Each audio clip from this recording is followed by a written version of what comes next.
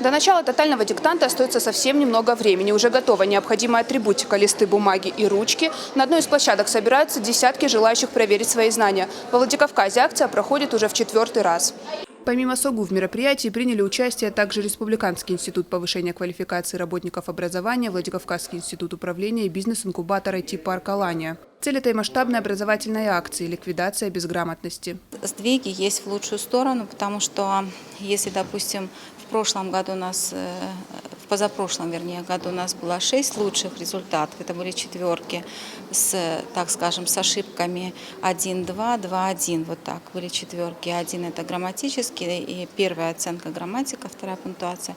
То вот в прошлом году и у нас было 11 хорошистов, из них были 6 результатов, где было по одной ошибке, и 2 результата, где вот было минимальное вообще количество. В 15:00 зал ЮНЕСКО в СОГУ стремительно заполняется. Наверное, только во время тотального диктанта можно увидеть, как за партами сидят пенсионеры и 10-летние дети. В данный момент они оба экзаменуемые. Самый старший участник акции Марат Кулаев уже 2-й раз пишет диктант. Сегодня его также поздравляют с тем, что в прошлом году он стал одним из лучших. Контрольную он написал на высокий балл.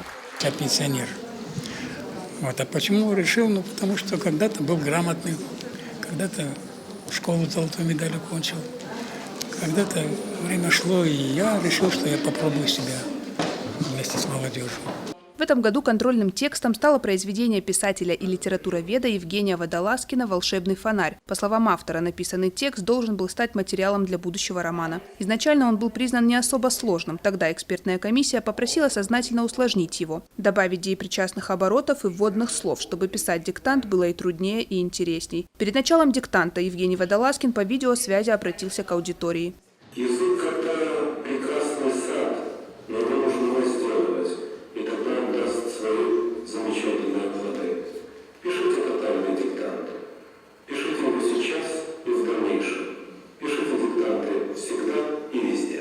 Пришли писать тотальные диктанты гости республики. Владислав Синицын приехал в Северную Осетию из Латвии по образовательной программе и, конечно, не мог упустить возможность проверить знания русского языка. Дело в том, что в Латвии русский язык, в общем-то, употребляется, но письменный редко, а ошибок вообще-то очень много. Во Владикавказе работало сразу несколько площадок. Читают диктант актеры, преподаватели и писатели. Диктором на площадке СОГУ и председателем экспертной комиссии тотального диктанта во Владикавказе в 2015 году стал доктор филологических наук, сотрудник Владикавказского научного центра РАН, писатель Ирлан Хугаев.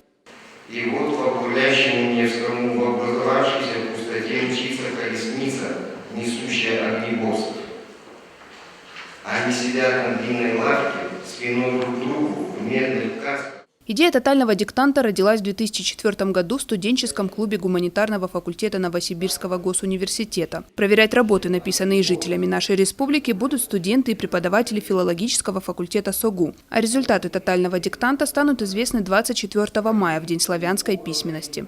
Фатима Макиева, Евгений Маркин, Осетия ТВ.